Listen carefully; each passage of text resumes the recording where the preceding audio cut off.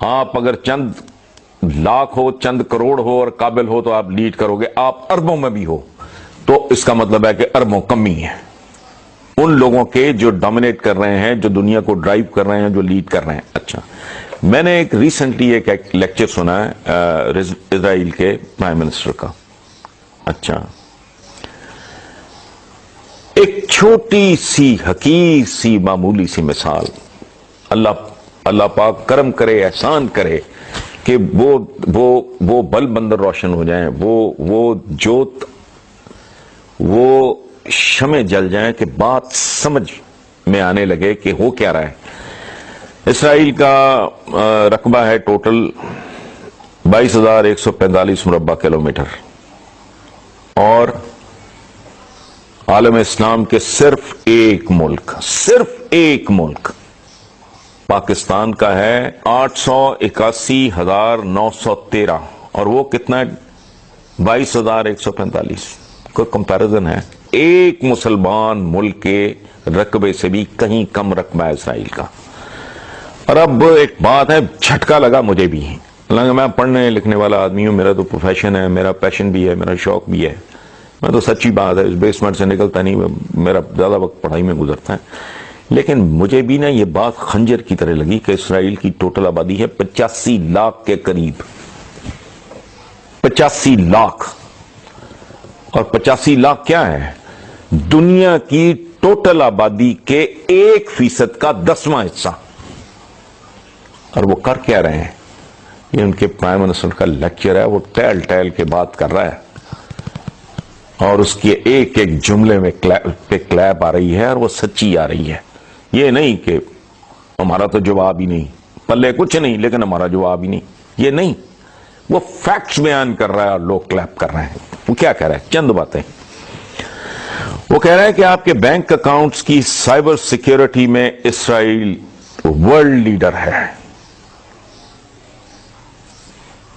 جن کو یہ بات سمجھ آ جائے گی، چھوٹے بچوں کو نہیں آئے گی، جن کا وہی شرح خواندگی کا میں نے رونا رویا ہے کہ آپ کے بینک اکاؤنٹس کی سائبر سیکیورٹی میں اسرائیل نمبر 1 ہے، ورلڈ لیڈر ہے.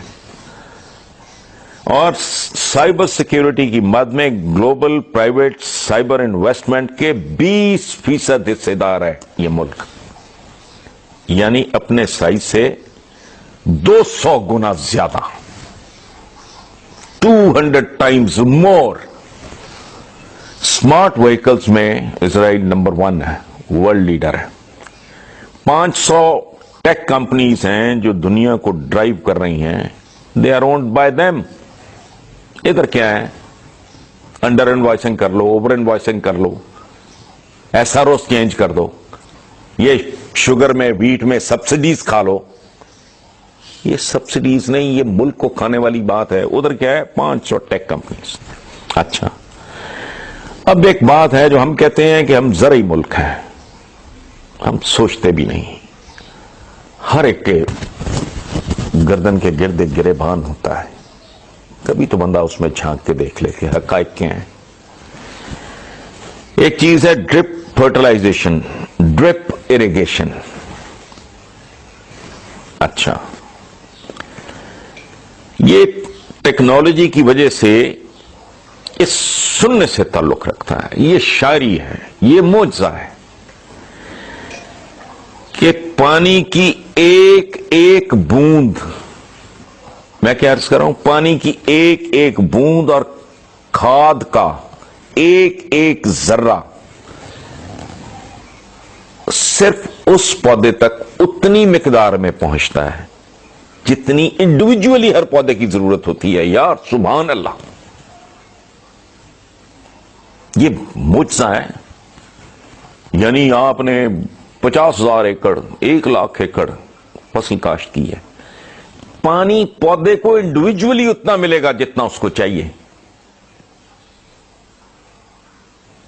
یہاں پہ کمال بات ہے. اور کھاد اتنی اسے ملے گی جتنی ہر پودے کو علیحدہ علیحدہ، مطلب اگر 50 کروڑ پودا ہے تو 50 کروڑ کی تقسیم اس کی ریکوائرمنٹ کے مطابق. یعنی اچھا کہتا کیا ہے کہ ان کے وہ پرائم منسٹر کہتا ہے کہ ہمارے پاس پانی کی کوئی کمی نہیں ہے، قطعاً کسی طرح کی، جیسے ہمارے ہاں تو بہت ہم تو ڈینجر زون میں داخل ہو چکے ہیں ایز اے نیشن، لیکن پھر بھی وہ کہتا ہے کہ ہم 90% ویسٹ واٹر کو ری سائیکل کر کے پھر اس کو